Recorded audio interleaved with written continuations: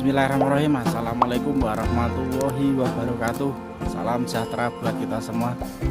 Siang hari ini saya berada di kandang kambing peranakan Etawa yang beralamat di Brongkal Pagelaran, Malang, Jawa Timur. Nah, ini di Basai Farm.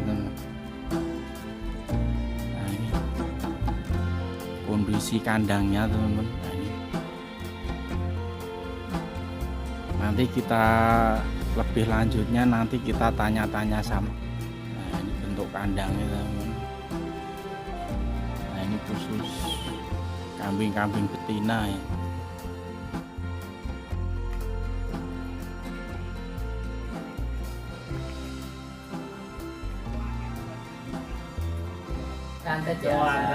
Santai biasa, ngobrol sambil ngopi di Basai Farm.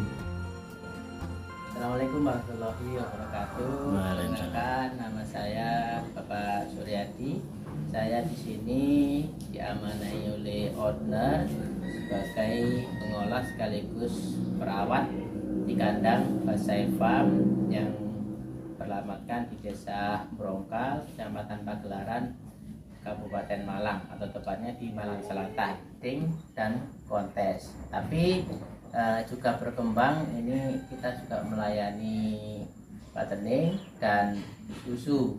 Nah, susu Etawa, tapi fokus utamanya di breeding kontes. Makanya konsep kandang pun kita buat senyaman mungkin, sebagus mungkin supaya orang yang berkunjung ke sini teredukasi. Iya. Ini Pak, untuk susunya itu dikonsumsi sendiri atau Pak? Dijual lagi Pak itu Pak?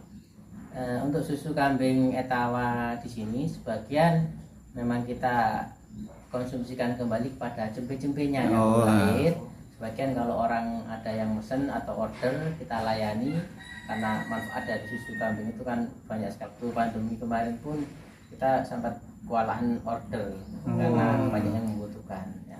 Sementara ini jika tidak ada yang order, kita kasihkan ke cempe-cempenya.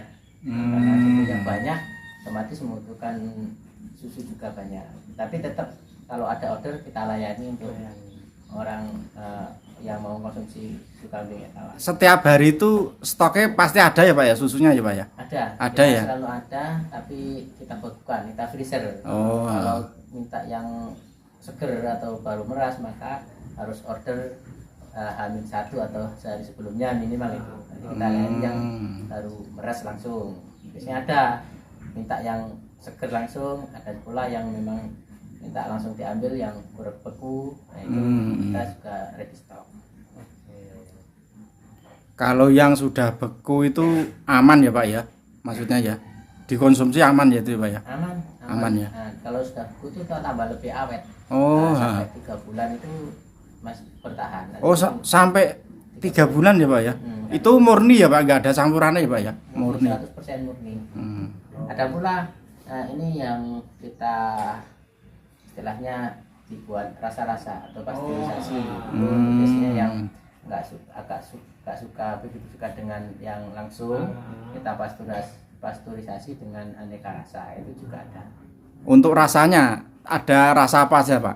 Macam-macam, mulai dari stroberi, coklat, melon ya, dan terus mocha.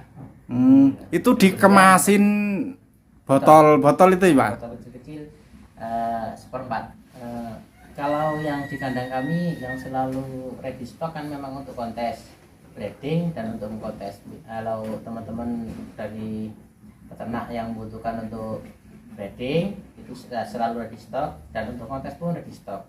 Tapi kalau yang untuk fattening atau untuk kurban itu sudah sold out semuanya, dan kalau ada yang pesan butuh daging atau apa itu harus pesan dulu.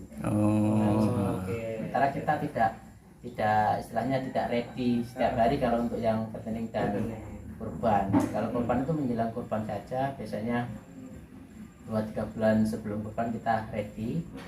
Ada pesanan dari kota itu biasanya minta kami jumbo-jumbo. Terutama di sini memang tempatnya kambing jumbo, Tempatnya kalau kambing untuk jumbo. kurban.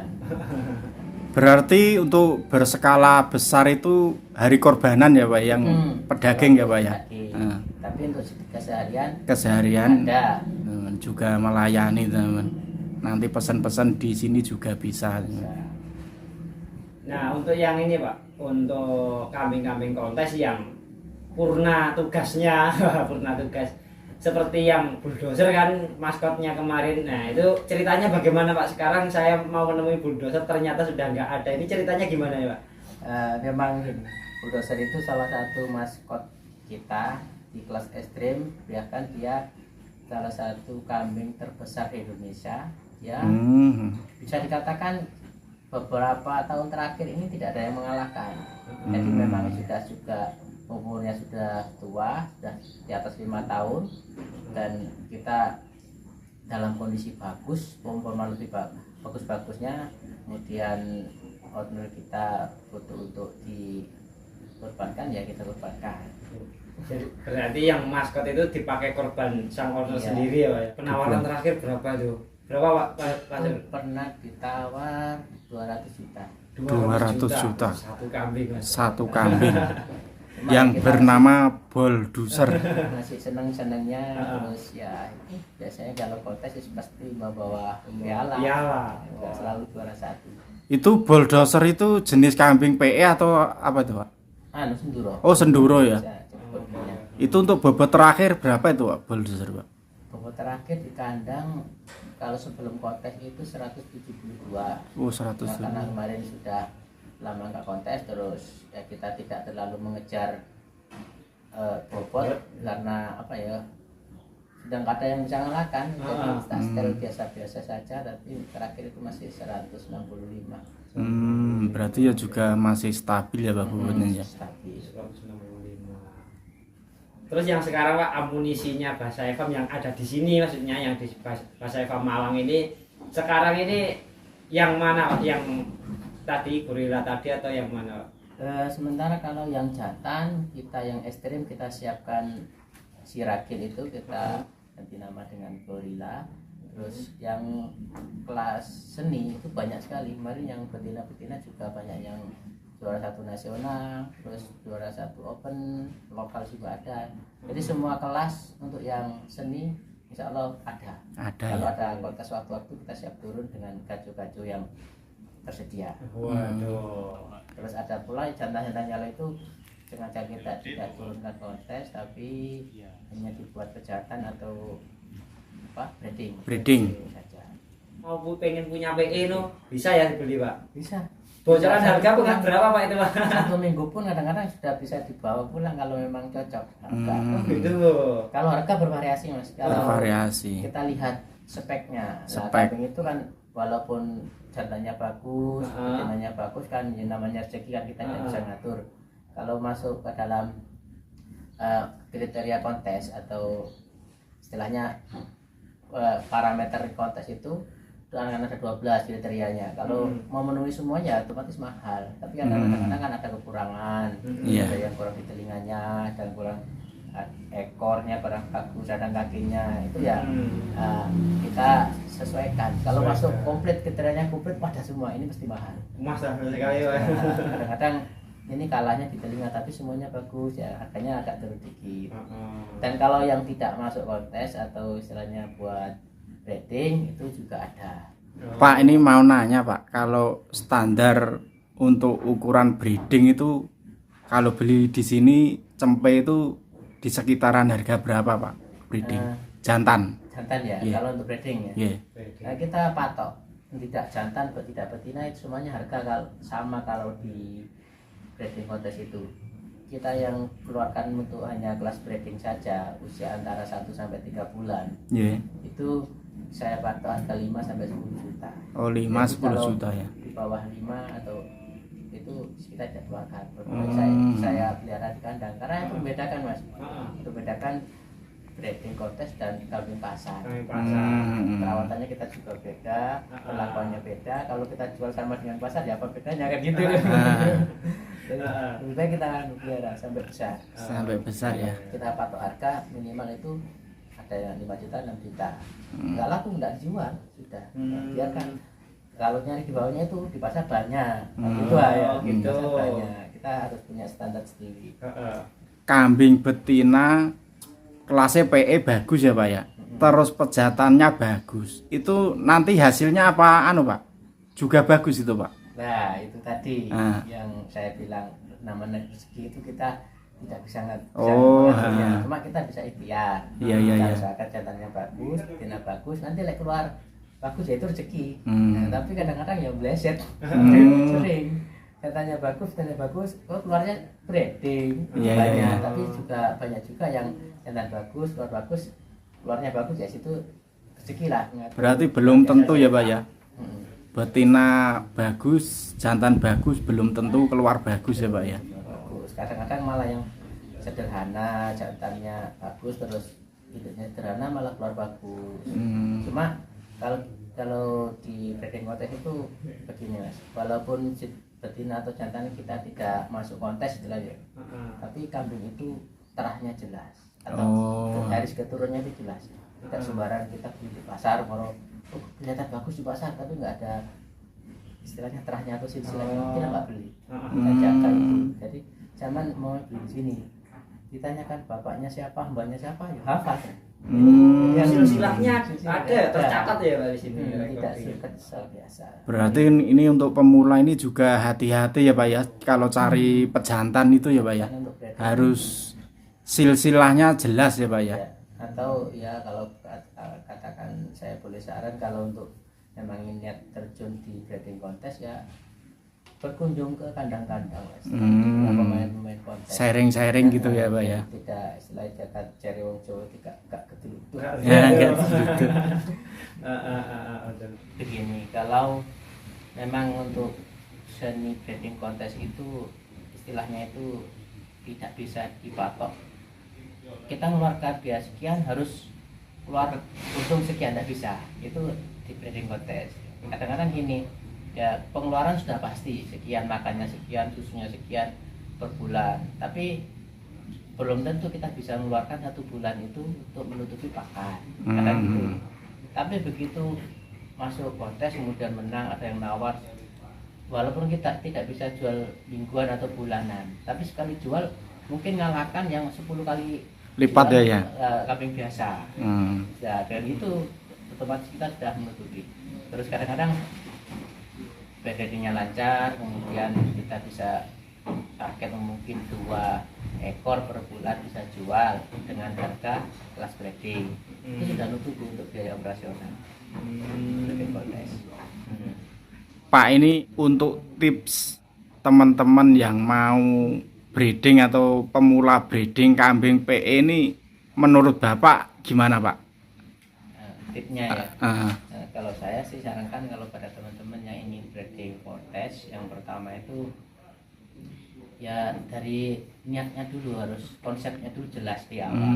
Kalau kita memang breeding kontes ya siap, harus mulai dari pemilihan bibitnya harus jelas, jalan jelas, bibitnya jelas. Kemudian yang kedua pola pakannya harus teratur dan siap sama pakan, terus pakannya pakai apa harus siap. Kemudian sering-sering ya namanya breeding kontes ya ikut event, harus pamerkan namanya itu produk saya, ikutkan kontes, walaupun kalah tidak masalah, sebagai pengalaman. Nah, terus kemudian yang tidak kalah penting itu adalah telaten dan ulet. Kadang-kadang banyak sekali yang orang-orang berduit beli kambing mahal, kemudian begitu tengah jalan bosen. Pelajaran yang paling penting itu loh Pak ya. Iya, yang penting itu cara merawat dulu. Cara merawatnya harus bisa. Untuk di breeding kontes itu kan memang beda perawatan dengan kambing biasa. Iya. Jadi itu yang harus dipelajari dulu. Acara perawatan secara garis besar mulai pagi sampai sore ini urut-urutannya apa Pak? Untuk kambing kontes ya. Kambing kontes ya. Dalam keseharian Pak, keseharian seperti ini. Kalau saya di kandang ini keseharian bangun pagi otomatis kan menyiapkan yang mau dimakan atau comboran. Setelah itu biasanya saya pertama itu kalau karena ini sudah isi ya, saya biasanya cek kandang semuanya, cek betina terutama yang mau birahi atau birahi, itu wajib saya lakukan tiap hari kontrol. Yang birahi nanti kita tandai, terus kemudian siangnya kita kawinkan atau sorenya kita kawinkan.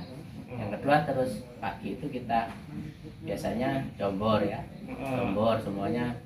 Saya awali jam 7.30 jombor semuanya kambing belas. Setelah jombor selesai, untuk yang kecil-kecil kita susu sapi atau susu kambing. Setelah itu kita lepas atau diumbar di situ.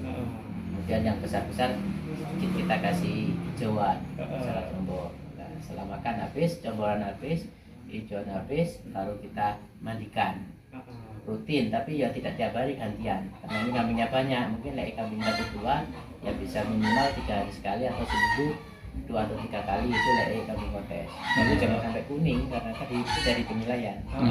Setelah dimandikan, sambil cek potong kuku kalau kukunya agak panjang, terus selesai kita jemur sampai kering kayak tadi, terus kita olahraga. Karena kita balik, tidak masalah, olahraga dulu baru mandi.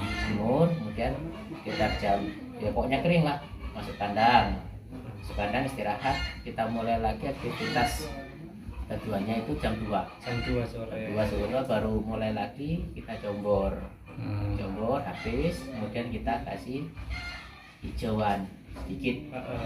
Yang di kontes ya kita tambahin susu, kemudian ya kita tambahin hijauan lagi, sudah tidur kambing itu. Jadi jamnya tadi harus tepat jam 2 terus gitu ya Pak ya? Jam 2 terus, kalau pagi jam 8 ya sudah. Berarti rutin ya Mas? Ini siang ini nggak ada kambing, istilahnya pengap-pengap. Terbiasa kita. Nggak ada suara kambing dari Nggak ada suara kambingnya. Kandang. Oh ya, pagi itu kita rutin membersihkan kandang ini, kan butuh dibersihkan supaya tetap kelihatan bersih pagi. Sisa pakan dikeluarkan, terus bawahnya juga lantainya disapu, terus sore juga 2 kali kebersihan. 2 Kalau kali. kandangnya di dalam, setiap kambing turun dimandikan kita pel. Asur, boleh disebutkan channel sampean tadi dan media sosial tadi untuk teman-teman supaya bantu menonton keseharian Bahasa Eva Malang ini. Kita juga punya channel resminya, tapi yang megang ini owner itu Bahasa Eva Group namanya. Bahasa Eva Kalau Facebooknya Bahasa Eva. Saya juga punya channel lainnya untuk keseharian. Aktivitas seharian namanya Berkah Tani Ternak. Berkah Tani Ternak teman. Bantu subscribe, Bro. Untuk kegiatan di kandang ya Pak ya itu ya. Kegiatan Kegiatan itu kandang. baru saja saya bikin channel ala kadarnya, kemudian biar tidak hilang. Terima kasih ya Pak G.